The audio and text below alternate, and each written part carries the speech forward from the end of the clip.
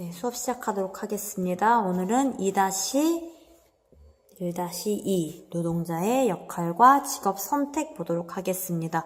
노동자가 하는 건 노동 공급인데요. 노동 공급의 의미가 무엇인지 그리고 어떤 것들을 고려하여서 노동 공급을 하는지를 고려를 할 거고요. 사회 변화에 따라서 직업 선택이 어떻게 달라지고 있는지에 대해서 공부해 보도록 하겠습니다. 자동차를 만들기 위해선 다양한 것들이 필요하지만 이것들을 활용하여서 실제로 자동차를 만드는 노동자가 있어야지만 생산이 이루어진다고 할 수 있죠. 이렇게 생산 설비와 원자재 등을 활용하여 상품을 만들어내기 위한 인간의 육체적 그리고 정신적인 활동을 노동이라고 합니다. 이때 주의해야 될 점은 육체적인 활동뿐만 아니라 정신적인 활동도 노동에 포함된다라는 거죠. 원자재라는 건 조금 더 쉬운 개념인데 공업 생산의 원료가 되는 것을 의미하고요. 생산 설비는 혹시 여러분들이 모를까봐 적어놨습니다. 재화나 서비스를 생산하는 데 필요한 건물이나 장치 등 여튼 다양한 기계 등을 이용하여서 실제로 인간이 행동을 하고 있는 육체적, 정신적 활동을 노동이라고 표현을 한다. 노동은 자본과 토지 등과 같은 생산 요소로 불리는데요. 다른 생산 요소와 비교하여서 몇 가지 특징이 있습니다. 사람이 제공을 하는 것이기 때문에 노동과 인격이 분리가 불가능하다. 그 다음에 사람을 저장을 할 수는 없죠. 때문에 저장이 불가능하다. 그 다음에 다른 것에 비해서 이동이 가능하긴 하나 선생님이 외국에 가서 수업하는 거 가능하긴 하나 물건이 움직이는 것보다 훨씬 더 어렵죠. 이동이 곤란하다라는 것. 노동의 특징으로 살펴보았습니다. 그 다음에 노동 공급. 노동을 공급한다라는 건요. 생산 요소 시장에서 고용주에게 노동을 제공하는 대가로 임금을 받는 것을 의미를 하고요. 이러한 사람들을 바로 노동자라고 합니다. 생산활동에 있어서 노동 공급을 결정하는 노동자의 역할은 매우 중요하죠. 왜냐하면 노동이 아까 처음 이야기했듯 자동차를 실제로 만드는데 노동자가 반드시 있어야 하기 때문에 노동이 생산활동을 결정할 때 있어서 매우 중요하다라는데요.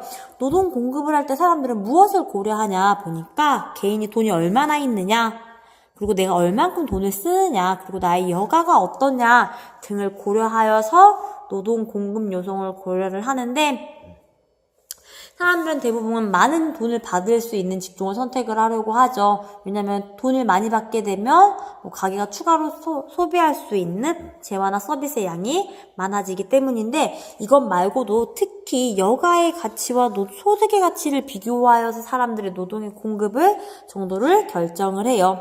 여가라는 건 한 개인이 쉴 수 있는 시간 모두를 의미하는 건 아니고요. 돈을 받고 일을 할 수 있음에도 불구하고 실제로 노동을 하지 않는 시간을 보통 여가라고 경제학에서는 이야기를 합니다.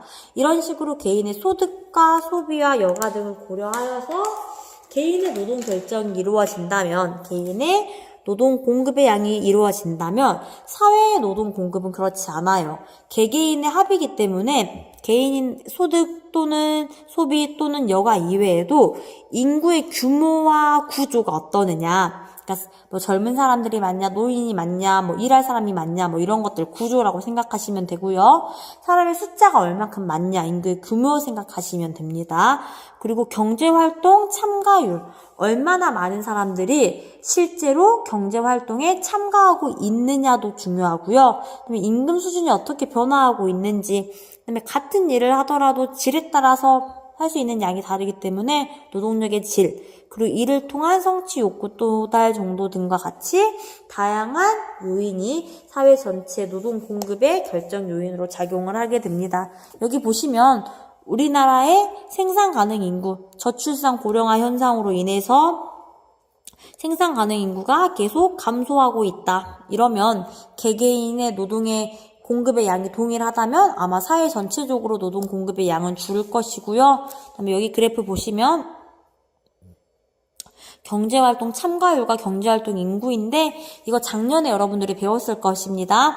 경제활동을 할 수 있는 만 15세에서 64세의 인구를 생산 가능 인구라고 하는데 이 생산 가능 인구 중에서 일할 의사가 있는 사람 그리고 생산 가능 인구 중에서 일할 능력과 일할 의사가 있는 사람을 경제활동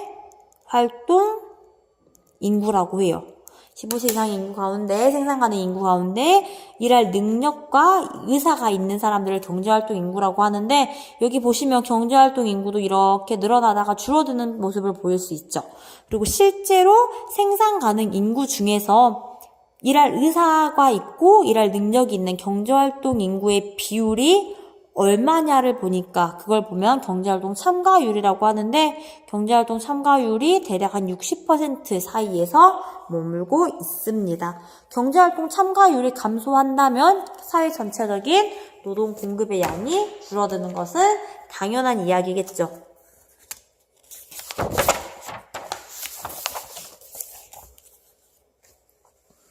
요즘 같은 시대는 평생 직장이라는 개념은 거의 사라졌어요.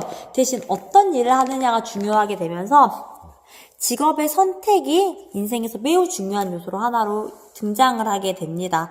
근데 직업을 선택을 할 때는 무턱대고 직업을 선택을 하는 게 아니라, 교과서 59페이지 보시면 사회 변화에 따라서 직업 선택이 달라졌다, 없어지고 있는 직업도 있지만 생기고 있는 직업도 있다라고 하는데, 교과서 59페이지 한번 꼭 읽어보시고요. 2차 산업에서 3차 산업, 요즘은 심지어 4차 산업 세대라고까지 이야기를 하죠.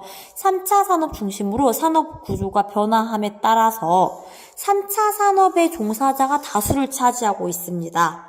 즉, 정보통신 분야의 직업들이 다수, 그리고 서비스 분야의 직업들이 다수를 차지하고 있는데, 뿐만 아니라 다양한 영역에서 새로운 직업들이 창출되고 있다. 즉, 여러분들이 직업을 선택을 할 때는 미래 산업의 발전과 신기술 개발에 따라서 직업 선택을 고려를 충분히 하셔야 된다. 이것은 선생님보다 아마 진로와 시간에 훨씬 더 자세히 배울 것 같은데요.